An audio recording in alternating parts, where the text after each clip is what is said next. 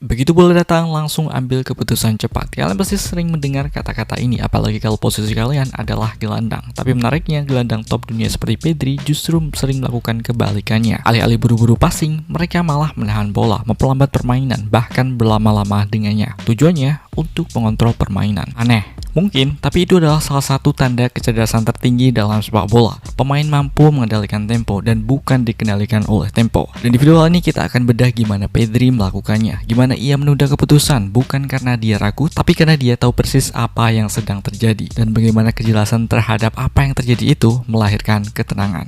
Mari kita mulai.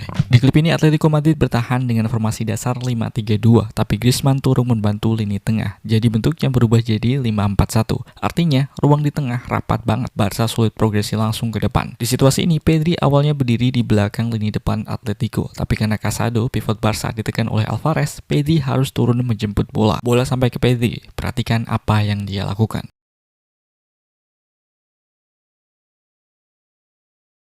Dia tidak langsung passing, tapi dia slowing down selama beberapa detik, memperlambat permainan dengan sengaja. Dia bawa bola pelan ke depan, perhatikan pandangannya yang tidak ke bola tapi ke arah depan, ke arah rekan-rekannya. Pedri di sini nyari opsi terbaik di depan. Kita lihat tidak ada opsi manapun yang terbuka. Semua rekan Pedri dikelilingi atau didekati oleh para pemain Atleti. Nah, ketika Pedri mulai ditekan dan ruangnya habis, barulah Pedri roll bola ke belakang dan berikan bola ke rekan yang punya banyak ruang, yaitu adalah bek tengah sisi ketiga. Keputusan ini terlihat sederhana, tapi secara taktis sangat matang. Pedri menggunakan ruang dan waktu yang ia miliki. Dia tidak membuat timnya kehilangan bola karena dia tidak memaksakan. Nah, dari klip ini kita bisa langsung lihat pola pikir Pedri, kerangka berpikir yang akan terus berulang-ulang di klip berikutnya. Yang pertama adalah tahu berapa besar ruang yang dimiliki. Saat bola datang, Pedri tahu persis berapa banyak ruang yang ia miliki. Dari mana? Dari scanning. Dia lihat jarak lawan terdekat di sekitarnya.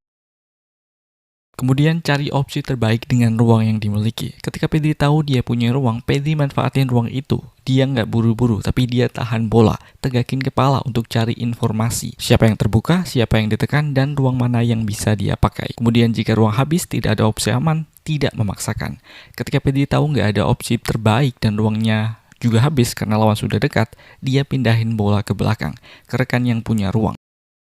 Pedri nggak takut salah, nggak takut kehilangan bola, karena di kepalanya dia tahu seberapa banyak ruang yang ia miliki. Ketika ruang yang ia miliki banyak, dia manfaatin waktu dan ruang itu buat cari opsi.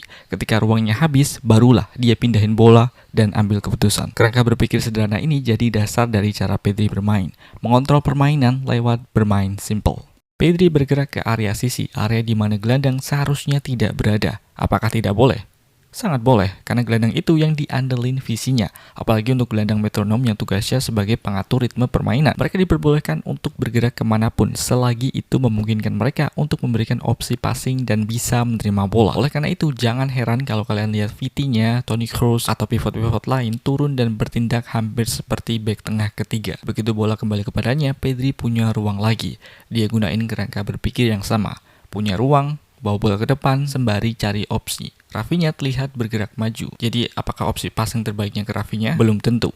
Pemain top nggak cuma lihat satu informasi, tapi mereka lihat banyak informasi dan juga sekaligus memaknainya. Kita lihat pergerakan Rafinha ke depan ini membuat dua defender Atleti juga ikut gerak ke depan, bersiap siaga dengan pergerakan Rafinha. Artinya apa? Ini menyebabkan Lewandowski yang awalnya cuma diam, secara tidak langsung mendapatkan ruang. Apakah jalur passing ke Lewandowski terbuka? Cukup terbuka. Jadi passing ke Lewandowski lah keputusan terbaik yang diambil Pedri, bukan ke Rafinha. Jadi opsi terbaik itu belum tentu ke pemain yang ngelakuin pergerakan, tapi adalah pemain lain yang punya banyak ruang akibat dari pergerakan pemain lain sebelumnya tadi. Nah, di sini semisal Lewandowski tidak ditutup, dia bisa kasih bola ke Rafinha yang sudah ngelakuin pergerakan ke depan. Dan disinilah kualitas Pedri terlihat jelas. Setiap kali dia memberikan bola ke rekan, dia memastikan rekan itu masih punya opsi lanjutan. Secara tidak langsung, Pedri nggak cuma mikir siapa yang saya bisa kasih bola, tapi dia juga mikir begitu bola sampai ke rekannya, apa yang rekannya ini bisa lakukan selanjutnya. Itulah kenapa permainan Barca terasa hidup dan mengalir.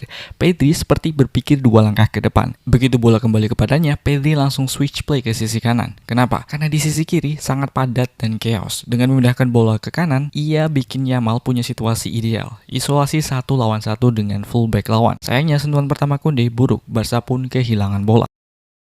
Dan klip ini menunjukkan beberapa hal. Yang pertama, passing yang baik itu bukan passing yang akurat, tapi juga visioner. Mungkin banyak dari kita berpikir bahwa passing itu selesai begitu bola sampai ke kaki rekan. Padahal passing yang sebenarnya adalah passing yang menciptakan opsi lanjutan. Artinya sebelum memberi umpan, kita juga perlu mikirin apakah rekan kita masih punya ruang dan waktu untuk mengambil keputusan atau enggak.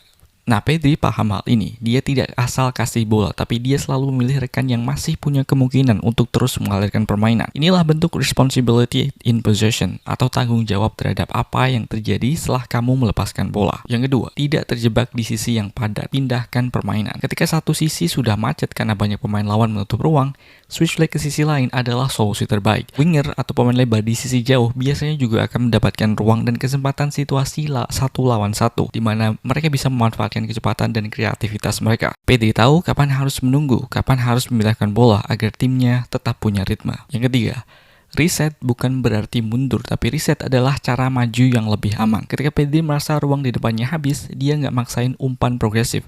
Dia memilih untuk reset, mengalirkan bola ke belakang. Banyak dari pemain mungkin salah paham. Ke belakang itu bukan berarti takut atau pasif. Dalam permainan tim possession seperti Barcelona, reset adalah cara untuk menciptakan ulang ruang. Dengan reset, lawan bergerak, struktur terbuka lagi, dan kita bisa membangun serangan dengan kondisi yang lebih baik. Itulah kenapa tim-tim elit nggak takut untuk sabar. Mereka tahu bola yang sabar menghasilkan peluang yang lebih bersih. Klip berikutnya menunjukkan hal yang sama. Atletico bertahan rapat, membentuk blok rendah yang sangat kompak. Pedri kembali turun. Kali ini posisinya berada di depan dua bek tengah, seolah menjadi bek ketiga. Dia menerima bola di ruang yang aman, di depan blok lawan, dan lagi-lagi kerangka yang sama digunakan.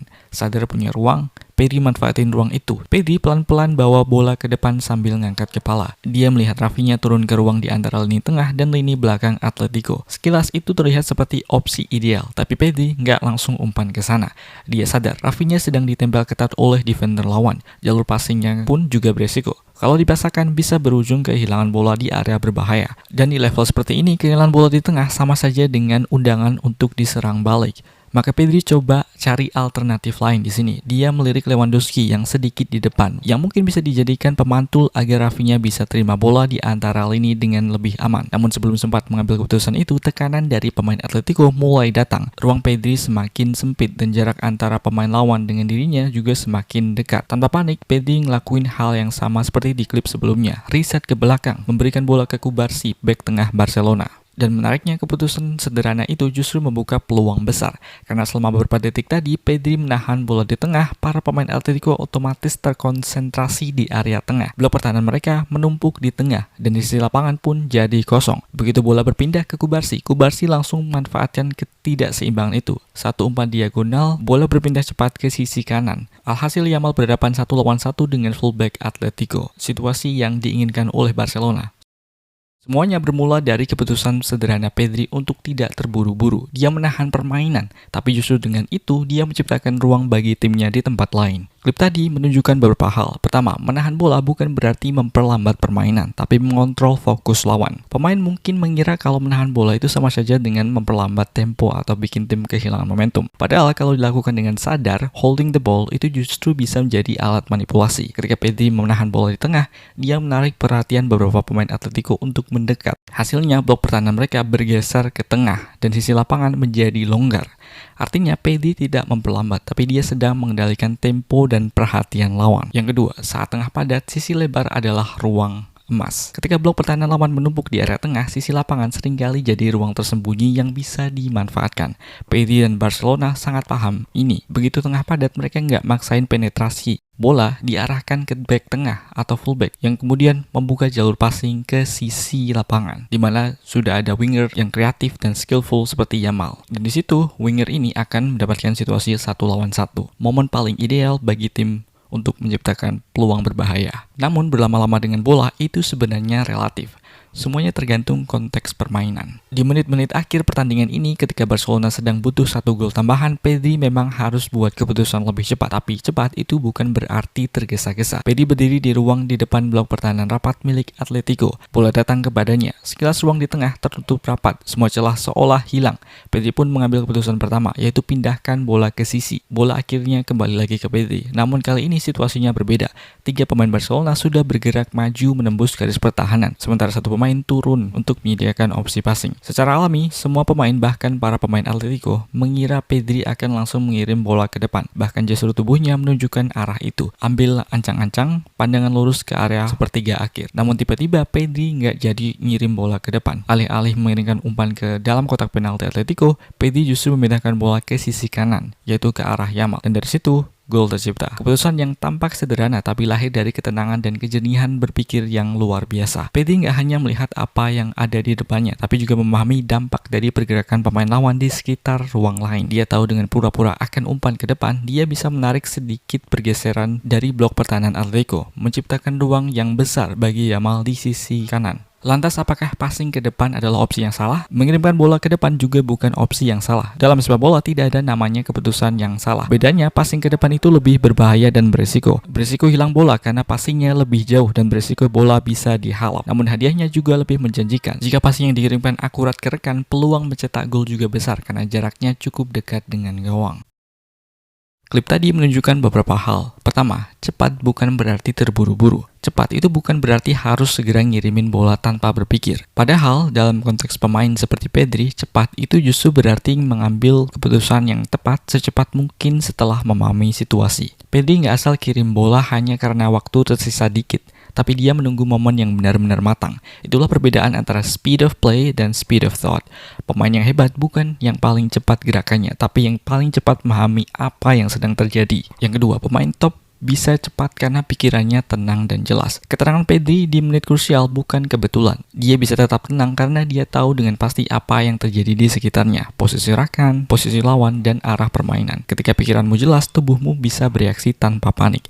Itulah yang disebut dengan clarity under pressure atau kejelasan di bawah tekanan. Kemampuan untuk berpikir jernih di tengah kekacauan. Dan kejelasan itulah yang menghasilkan keputusan cerdas, bahkan ketika waktu dan ruang sudah sangat terbatas. Kemudian yang ketiga, gestur tubuh itu bisa mengecoh lawan dan membuka jalur passing lain.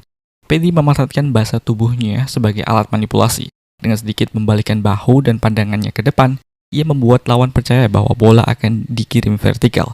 Namun begitu lawan bereaksi ke arah itu, ruang di sisi terbuka, dan Pedri langsung memanfaatkannya. Ini bukan kebetulan, tapi ini bentuk disguise passing, salah satu ciri khas pemain berkelas dunia.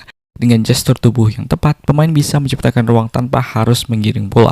Cukup dengan membuat lawan bereaksi terhadap sinyal yang salah yang diberikan pemain. Kalau diperhatikan, yang bikin Pedri menonjol bukan cuma taktiknya, tapi ketenangannya. Dia bisa tenang meski ditekan 2 atau 3 pemain sekaligus. Kenapa bisa gitu? Karena dia jelas. Dia tahu persis siapa di sekitarnya, siapa yang menekan, kemana arah gerakan rekan, bahkan kemana bola bisa kembali. Ketika otaknya punya peta situasi yang jelas, tubuhnya nggak panik. Ketenangan itu bukan bawaan dari lahir, tapi hasil dari pemrosesan informasi yang efisien yang diperoleh dari scanning. Kalau kita simpulkan seluruh pola bermain Pedri, kerangkanya bisa digambarkan seperti ini.